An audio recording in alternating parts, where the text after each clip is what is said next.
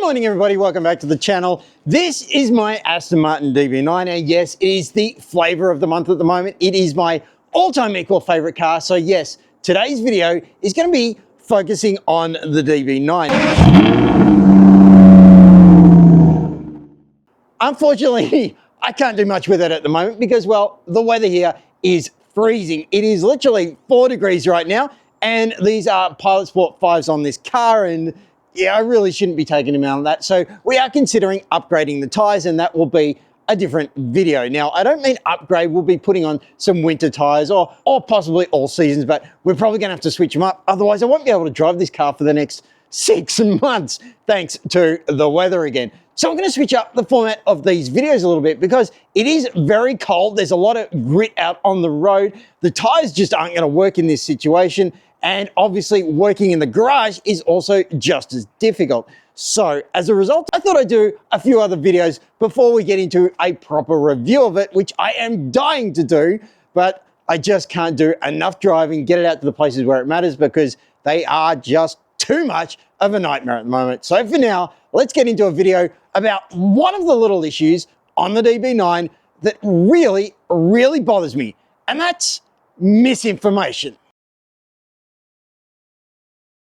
Now, when it comes to the DB9, there's 2 core issues that get blown so far out of proportion, it's not funny. And this video is going to focus on one of them. It is what we call the catalytic converter ingestion problem. Let me try and explain. This is Aston Martin's V12 6-litre engine. Now, there's 4 catalytic converters on this car. And there is a very strong perpetuating piece of misinformation. Let me try and explain the theory and then the actual reality of the problem. For some reason, for whatever reason it is, the haters have just latched onto this problem and perpetuated as though every V12 Aston has ever made has this catalytic converter problem. But hang on. You're telling me every car that Aston has ever made could break down and blow up tomorrow because of a catalytic converter problem? That's what you're telling me. When you can happen to fix it for £5,000. Of course you can. But of course you can't tell me how many cars are affected. Well, how do I know if my car's affected? Oh, it is affected. Have you seen my car? Yes, it's an Aston Martin. That doesn't mean it's affected. What do you mean every car?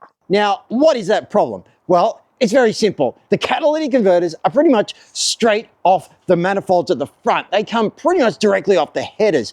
And that means if there's any misfires in this engine, the misfire can actually happen inside the catalytic converter. That can break the catalytic converter up, and bits of that catalytic converter can then go into the exhaust gas recirculation system. And guess what? That goes back into the engine, and then your engine goes pop. You have a completely destroyed engine because shards of your catalytic converter have flown right through back into it.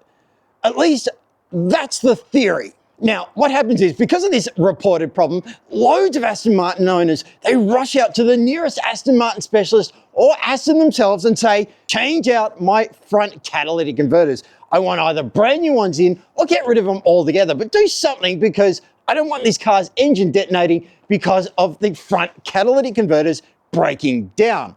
Again, that's their theory. And of course, no coincidence, all of the shops will tell you the same thing. Well, not all of them, but most dealers, most shops, most places you take this car will say, oh yeah, if you don't change those catalytic converters at the front, your engine's gonna blow up. You better give us several thousand so that we can change them out and get it all safe for you.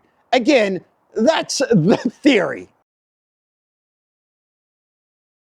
So all of these catalytic converter problems that you had, they blew up the engines. What do you mean the engines are fine? What do you mean? You didn't replace the engines.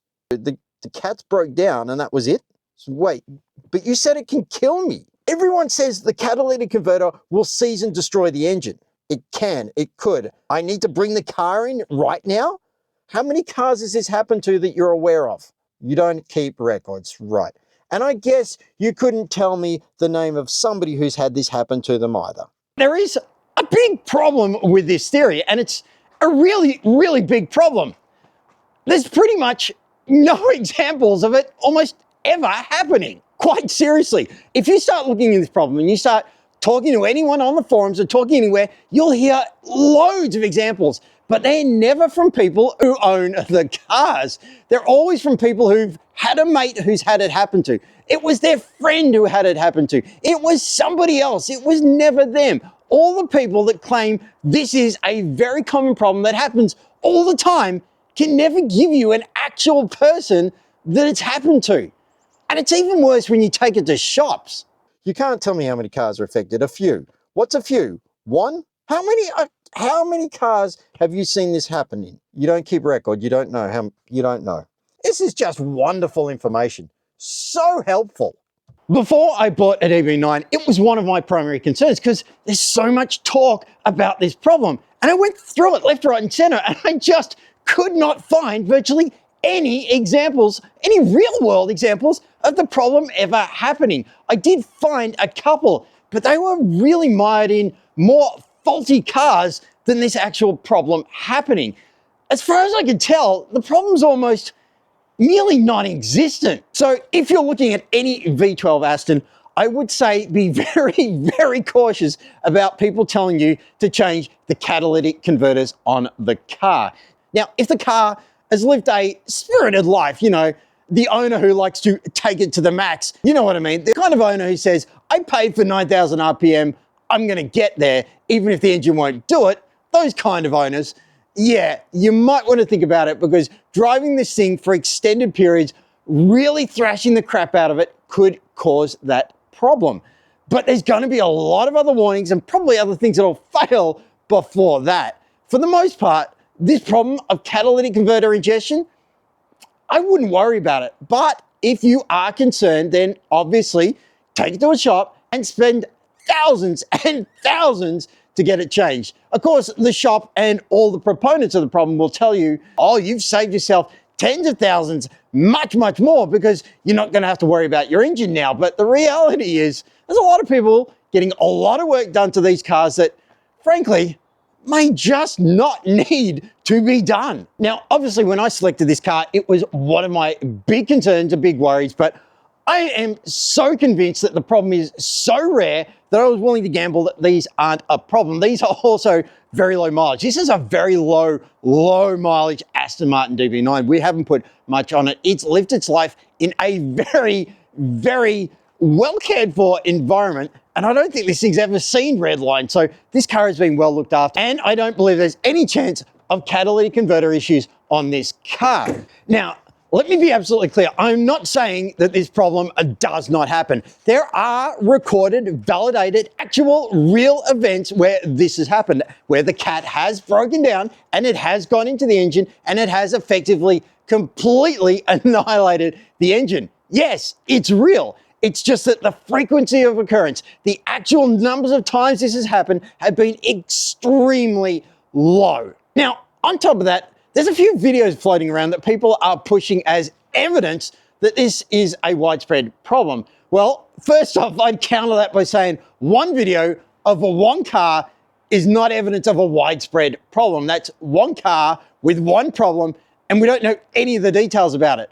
Now, I've actually watched several videos on this supposed catalytic ingestion problem, and there's one glaring, very, very obvious problem with almost all of them. And the last one in particular I watched, for a video that's going to claim that this is an issue, they really, how do I put this politely, didn't show it.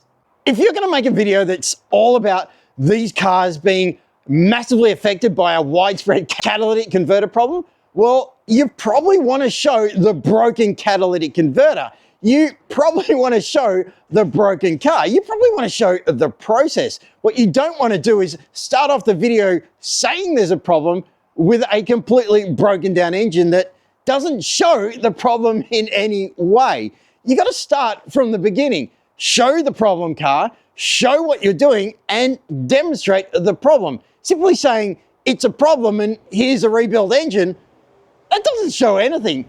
That's just you saying there's a problem. So if you are considering buying any of the Aston Martin V12s, or if you own one and you're worried about the catalytic converter ingestion problem, I really wouldn't worry too much. The chances of you having a problem are incredibly slim.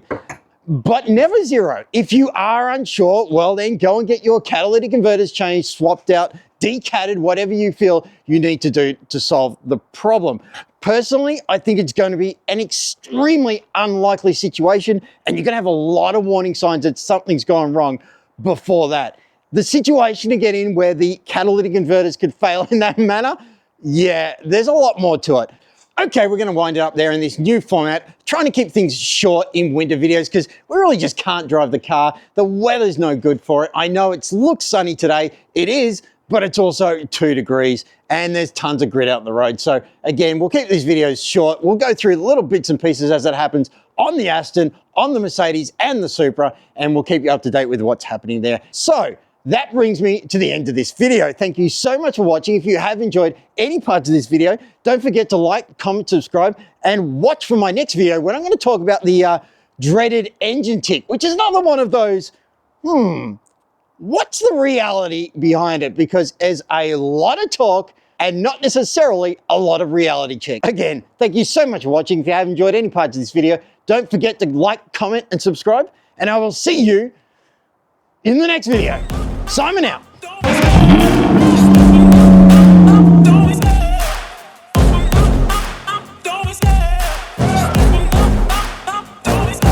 I love the chase and the hunt, and I set the pace when I'm running. I always take what I want and I always give it 100. Don't need a bank.